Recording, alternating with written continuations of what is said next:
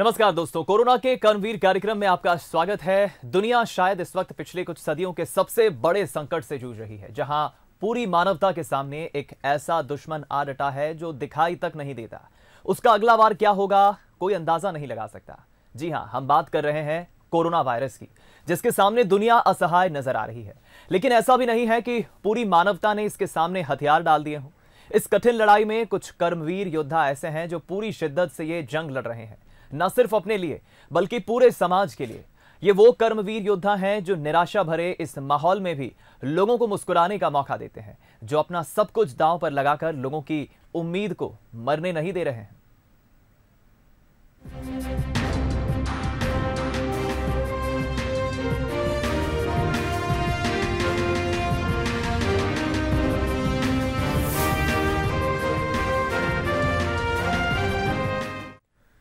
तो कोरोना में लॉकडाउन के दौरान हम अलग अलग मेहमानों से रोज आपको मिलवाते हैं, मुखातिब करवाते हैं, लेकिन आज हमारे बीच कोरोना कर्मवीर कार्यक्रम में साउथ अफ्रीका से, केपटाउन शहर से सीधा डॉक्टर सौम्या गौतम जुड़ रही हैं। जो बता दें आपको कि इस वक्त डॉक्टर सौम्या वहां पर सेवाएं दे रही हैं। वैसे तो मध्य प्रदेश के होशंगाबाद जिले की वो रहने वाली हैं, लेकिन कोरोना संकट में डॉक्टर सौम्या गौतम निरंतर अपनी साउथ अफ्रीका के केपटाउन में सेवाएं दे रही हैं। साउथ अफ्रीका में भारत का वो मान बढ़ा रही हैं। सौम्या गौतम डॉक्टर होने के साथ साथ मॉडलिंग और डांसिंग का भी काफी शौक रखती हैं। साउथ अफ्रीका में रहकर वे कई ब्यूटी कॉन्टेस्ट भी जीत चुकी है। डॉक्टर सौम्या को स्माइल फाउंडेशन ने साउथ अफ्रीका का ब्रांड एम्बेसडर भी बनाया है। सेवा के क्षेत्र में उन्हें कई इंटरनेशनल और नेशनल अवार्ड्स भी मिल चुके हैं। चलिए, तो फिलहाल हम सीधा रुख करेंगे। हमारे साथ खुद डॉक्टर सौम्या गौतम सीधा साउथ अफ्रीका के केपटाउन से लाइव जुड़ गई हैं। डॉक्टर सौम्या, स्वागत है आपका बंसल न्यूज के कर्मवीर कार्यक्रम में। थैंक यू सो मच मुझे आपके शो पर इनवाइट करने के लिए। सबसे पहले डॉक्टर सौम्या, हम यही जानना चाहेंगे क्योंकि पूरा विश्व इस वक्त कोरोना महामारी से लड़ रहा है, और साउथ अफ्रीका की हम अगर बात करें तो वहां पर फिलहाल क्या है हालात कोरोना के? देखिए, कोरोना एक पैंडेमिक है और वो पूरी दुनिया में बहुत बुरी तरीके से फैला हुआ है। साउथ अफ्रीका के भी हालात कुछ ज्यादा अच्छे नहीं हैं। दिन पर दिन केसेस बढ़ते जा रहे हैं, पॉजिटिव केसेस आते जा रहे हैं, डेथ बढ़ती जा रही है। तो अभी यहाँ पे भी कुछ गंभीर हालात हैं। जी, अगर हम आंकड़ों की बात करें, मोटे आंकड़ों के तौर पर, तो कितने आंकड़े हैं फिलहाल साउथ अफ्रीका में कोरोना के?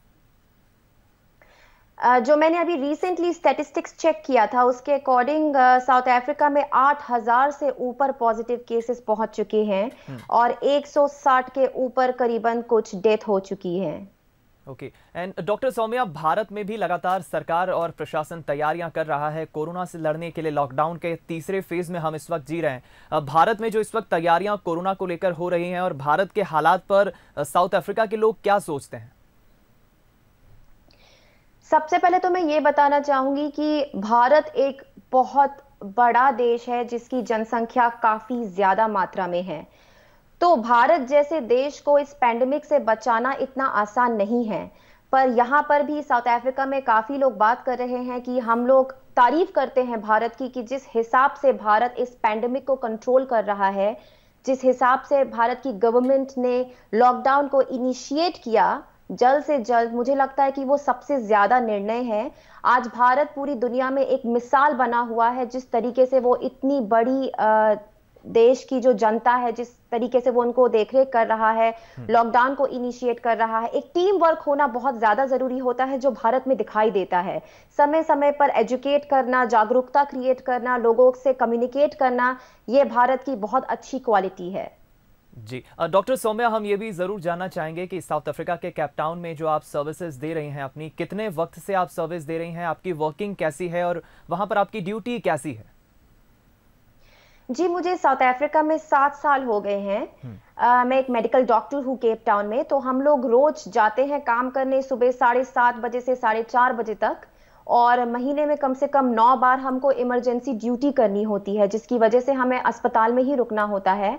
और क्योंकि ये पैंडेमिक बहुत सीवियर है, तो हम लोगों को बहुत ज्यादा प्रिकॉशन लेना होता है, पूरा पीपीई किट यूज करना होता है। स्पेशली इस टाइम पे हमें ज्यादा हाई प्रिकॉशन के साथ काम करना पड़ता है, और हमारा काम का वर्कलोड भी ज्यादा बढ़ चुका है।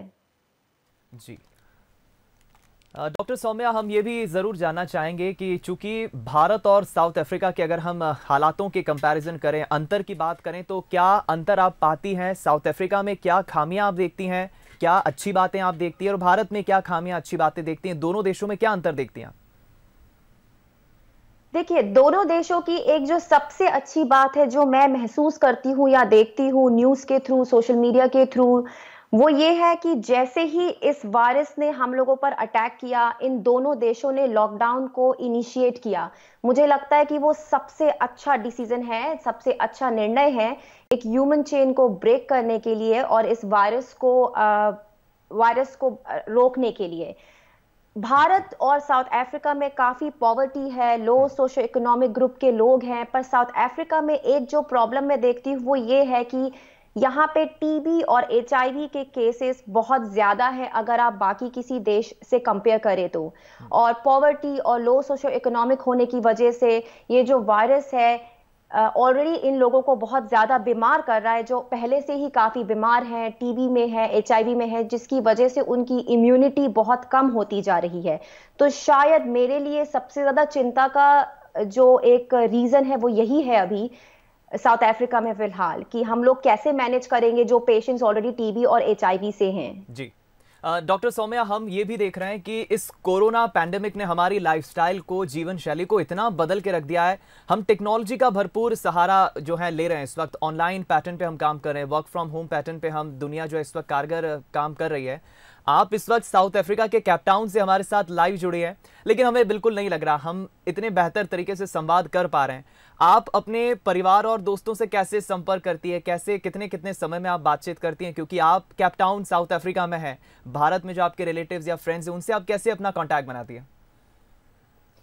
देखिए, मैं भारत से तो हमेशा कनेक्टेड रहती हूँ क्योंकि भारत मेरा मदरलैंड है। तो मैं अपनी फैमिली से, अपने दोस्तों से सोशल मीडिया के थ्रू, व्हाट्सएप के थ्रू, फेस टाइम के थ्रू एवरी डे मैं उनसे कनेक्ट करती हूँ और रोज बात करती हूँ। तो मुझे लगता है ये हम लोगों को जो इंटरनेट मिला है, इंटरनेट की जो दुनिया है, मैं उसके लिए बहुत थैंकफुल हूँ। कम से कम मुझे साउथ अफ्रीका में रहकर भी ऐसा नहीं लगता है कि मैं भारत से दूर हूँ, क्योंकि इंटरनेट की वजह से और सोशल मीडिया की वजह से मैं बहुत अच्छी तरीके से कनेक्ट कर पाती हूँ भारत के लोगों से और अपनी फैमिली से।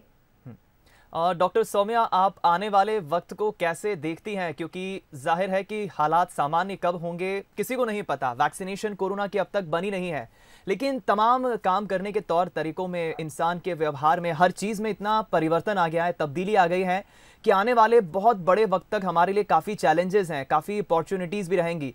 तो किस तरह के आप बदलाव देखती हैं साउथ अफ्रीका में भी, इंडिया में भी, या पूरे ग्लोबली हम अगर बात करें तो?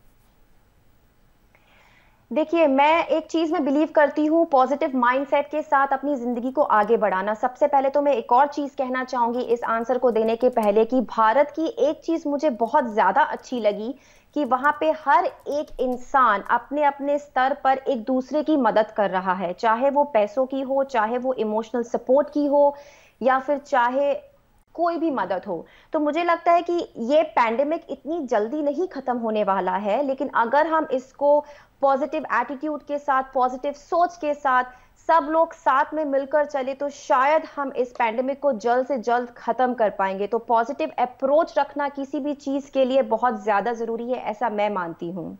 बिल्कुल, ये आपने बहुत अच्छी बात कही है और हमें बहुत खुशी है कि हम आपसे इस वक्त सीधा साउथ अफ्रीका के कैपटाउन से लाइव इंटरेक्ट कर रहे हैं, वहाँ के हालातों पर भी बातचीत कर रहे हैं। डॉक्टर सौम्या, आप हमारे तमाम उन दर्शकों को क्या मैसेज देंगी जो इस वक्त तमाम टीवी व्यूअर्स बंसल न्यूज़ पे आपको देख रहे हैं? साउथ अफ्रीका के लोगों को या फिर आप इंडिया के लोगों को क्या मैसेज देंगी? क्योंकि इसमें कोई दौमत नहीं, डॉक्टर्स, पुलिसकर्मी, सफाई कर्मियों के अलावा तमाम फ्रंटलाइन वर्कर्स को बंसल न्यूज़ सल्यूट कर रहा है। आप क्या मैसेज देंगे उन तमाम लोगों को? Thank you so much. हम लोगों को बहुत खुशी है कि आप सब लोगों का प्यार और आशीर्वाद हमारे साथ है। शायद इसी चीज की वजह से, इसी प्यार और आशीर्वाद की वजह से हम इस पैंडेमिक में लड़ पा रहे हैं स्ट्रांगली। मैं सबको प्लीज ये मैसेज देना चाहूंगी कि आप अपने गवर्नमेंट के बनाए हुए रूल्स एंड रेगुलेशंस को और WHO गाइडलाइंस को प्लीज फॉलो कीजिए, क्योंकि ये एक बहुत क्रूशियल टाइम है। हम सब लोगों को साथ में रहकर ही इस चीज से जीतना है। तो मैं चाहती हूँ कि मेक श्योर कि आप अपने हाथों को बार बार वॉश कीजिए। मेक श्योर आप जब भी घर से बाहर जाते हैं, जब जरूरी है तभी घर से बाहर जाइए और अपने फेस मास्क का इस्तेमाल कीजिए। फिजिकल डिस्टेंसिंग और सोशल डिस्टेंसिंग बहुत ज्यादा जरूरी है इस पेंडेमिक से लड़ने के लिए जी। तो मैं चाहती हूँ प्लीज आप समझने की कोशिश कीजिए कि ये पैंडेमिक बहुत सीरियस इशू है और हमें हर चीज का पालन करना है, तभी हम इन चीजों से बाहर आ पाएंगे। हम लोग आपके लिए अपनी जान को जोखिम में डालकर काम करते हैं, आप लोग प्लीज हमारे लिए अपने घर पर रहकर सेफ्टी को यूज कीजिए।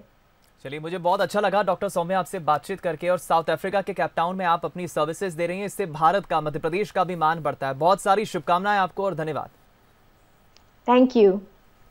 तो ये थी हमारे साथ डॉक्टर सौम्या गौतम, जो हमारे साथ साउथ अफ्रीका के केप टाउन से लाइव जुड़ी, और उन्होंने बताया कि अफ्रीका में फिलहाल, साउथ अफ्रीका में क्या हालात हैं कोरोना को लेकर, क्या वहाँ के लोग विचार रखते हैं, इंडिया के जो हालात है, भारत की जो स्थिति है फिलहाल, उस पर उनकी क्या प्रतिक्रिया है। और वो भी यही अपील कर रहे हैं कि इस वक्त जो सबसे बड़ा योगदान देश में दे रहे हैं कोरोना के खिलाफ, वो तमाम हमारे फ्रंटलाइन वर्कर्स, डॉक्टर्स, पुलिसकर्मी सभी हैं, उन्हें वो थैंक यू भी कह रही हैं। फिलहाल एक छोटे से ब्रेक के लिए यहाँ पर रुक रहे हैं, तुरंत लौटते हैं एक और कर्मवीर मेहमान के साथ।